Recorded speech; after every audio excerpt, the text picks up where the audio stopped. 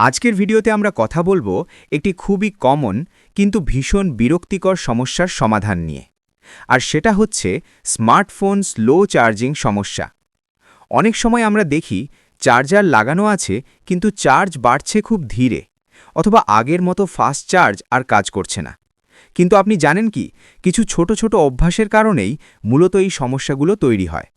তাই আজকের ভিডিওতে আমি আপনাদের সাথে শেয়ার করব স্লো চার্জিং সমস্যা দূর করার 3টি গুরুত্বপূর্ণ উপায়, যেগুলো আপনি সবসময় ফলো করলে আপনার ফোন আগের মতোই ভালো চার্জ নেবে।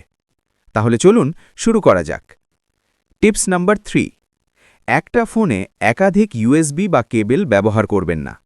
অনেকেই আছেন যারা একদিন এই কেবল, আরেকদিন অন্য কেবল ব্যবহার করেন, কখনো পাওয়ার ব্যাংকের কেবল, কখনো বন্ধুর চার্জার, আবার কখনো বাজার থেকে কেনা সস্তা ইউএসবি।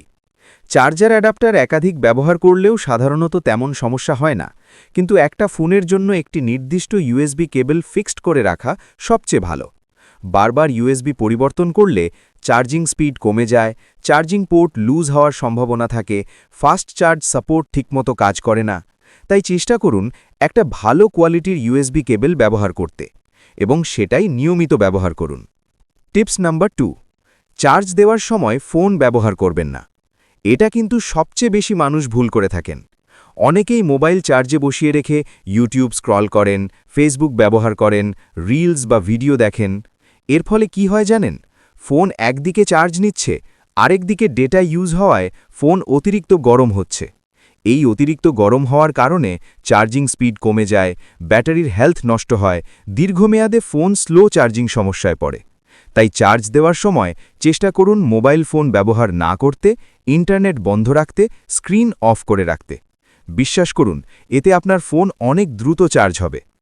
টিপস নাম্বার 1, সবচেয়ে গুরুত্বপূর্ণ, চার্জিং পোর্ট পরিষ্কার রাখুন। বন্ধুরা, আমরা যে জায়গাটা দিয়ে ফোন চার্জ করি, অর্থাৎ চার্জিং পোর্ট, এই জায়গাটাই স্লো চার্জিংয়ের সবচেয়ে বড় কারণ হতে পারে। আমাদের পকেট, ব্যাগ বা টেবিল থেকে ধুলোবালি, লিন্ট, ময়লা আস্তে আস্তে চার্জিং পোর্টের ভেতরে জমে যায়। এর ফলে চার্জার ঠিকভাবে কানেক্ট হয় না, বিদ্যুৎ প্রবাহ কমে যায়, ফোন ধীরে চার্জ হয়। তাই নিয়মিত চার্জিং পোর্ট পরিষ্কার রাখুন, শুকনো টুথপিক বা সফট ব্রাশ ব্যবহার করুন, কখনোই ভেজা কিছু ব্যবহার করবেন না। এটা করলে আপনি নিজের চোখেই চার্জিং স্পিডের পার্থক্য বুঝতে পারবেন। এই 3টি ছোট অভ্যাস যদি আপনি মেনে চলেন, তাহলে আশা করি আপনার ফোনের স্লো চার্জিং সমস্যা অনেকটাই দূর হয়ে যাবে।